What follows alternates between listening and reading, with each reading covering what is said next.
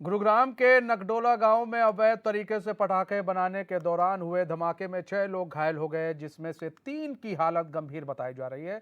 सभी घायलों को प्राथमिक इलाज देने के बाद दिल्ली के सफदरगंज अस्पताल के लिए रेफर कर दिया गया। जानकारी के अनुसार गांव के जय भगवान के मकान में दिवाली के लिए सुतली बम बनाए जा रहे थे।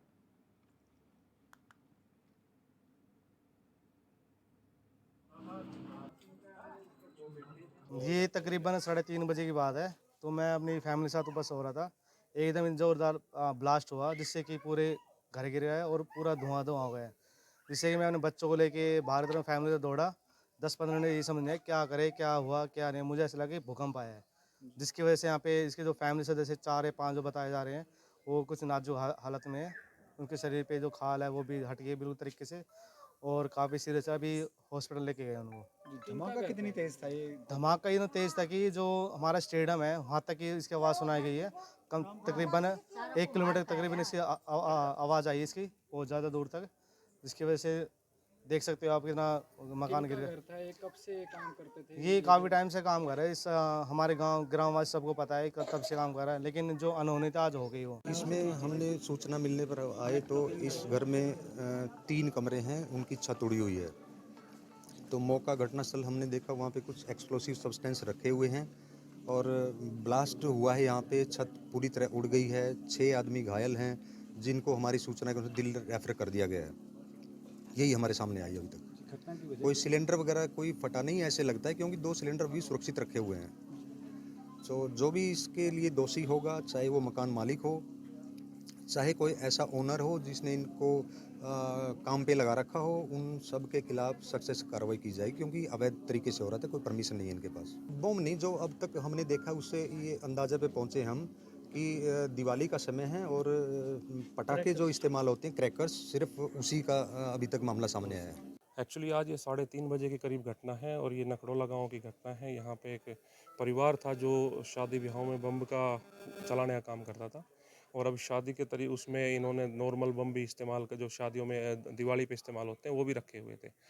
और कुछ ऐसा हुआ कि वो एकदम ब्लास्ट हुआ, और जब ब्लास्ट हुआ तो आसपास के घरों में ऐसा लगा कि उनके घर में खुद ब्लास्ट हो रहा है। इतना ज़बरदस्त ब्लास्ट था। इसमें 3 छतें गिरी हैं, इनके 3 कमरे हैं। सबसे बड़ा जो सेफ ये रहा है कि इनके 2 सिलेंडर रखे हुए हैं किचन में, बड़े वाले सिलेंडर हैं और दोनों सेफ हैं। अगर वो होते तो आस पड़ोस में भी उसका खतरा जा सकता था। जिस हिसाब से ब्लास्ट को देखते हैं तो काफ़ी मात्रा में यहाँ पे पटाखे और बारूद रखा हुआ था, क्योंकि अगर छोटे कम क्वांटिटी होती तो इतना बड़ा होता, क्योंकि 3 कमरे तो पूरी तरह से क्षतिग्रस्त हो चुके हैं, और आप अगर देखोगे अंदर तो सारा सब कुछ तहस महस है। भाई धमाके की वजह इसके चाय पानी बना रहे थे, और ये ब्याह ब्याह शादी में पटाखे वगैरह जैसे अपना मजदूरी करता था, ला के बेचना, ब्याह शादी में चलाना, गरीब आदमी गरीब परिवार से, और अपना काम चलाता था। ठीक है, बड़ा परिवार था अपने जैसे भी। अब अचानक गैस की वजह से फटी या कैसे फटी, धमाके का पता, सब पड़ोसी एकदम आए और बचाव। जी, धमाका कितनी तेज था? कैसा धमाका एहसास इतनी हुआ जब तेज था आवाज जैसे सुनी? बहुत जबरदस्त, आखिरी जबरदस्त, पूरे गाँव हिल गए एक बार। हमारे साथ हमारे संवाददाता संजय खन्ना जुड़ चुके हैं। संजय, क्या था पूरा मामला? हाँ देखिए, बिल्कुल बताना चाहूंगा, नगरोला का ये मामला है जहाँ बम बनाने के दौरान अचानक एक धमाका हुआ। जी, इस धमाके की वजह से पूरे घर में आग लग गई, जिसमें 6 लोग जल गए। इसमें 3 बच्चे भी शामिल हैं। 3 लोगों की हालत गंभीर होने के चलते उनको दिल्ली के सफदरजंग रेफर किया गया। पुलिस अब इस मामले की जांच कर रही है कि आखिर ये एक्सप्लोजिव जो ये बना रहे थे, किसके कहने पर बना रहे थे, क्या इनके पास लाइसेंस था या नहीं था। इस सारी चीजों को लेकर के पुलिस अब पूरे मामले की जांच में जुट गई है। जी। अच्छा संजय, एक चीज़ और है कि अ, जब दिवाली नज़दीक आती है तो इस तरह की चीज़ें बहुत देखने को मिलती है कि धमाका हो गया, कई लोग उसमें झुलस गए। लेकिन सवाल ये उठता है कि क्या प्रशासन इन सब चीज़ों को लेकर छापेमारी नहीं करता है? क्या वहाँ के जो थाना पुलिस है उन लोग को नहीं मालूम होता कि यहाँ पर कुछ अवैध तरीके से काम हो रहा है, अवैध तरीके से फैक्ट्री चल रही है, या फिर अवैध तरीके से वहाँ पटाखे बनाए जा रहे हैं? देखिए, बिल्कुल पुलिस का ये पहला कर्तव्य है कि वो इस चीजों पर नजर रखे।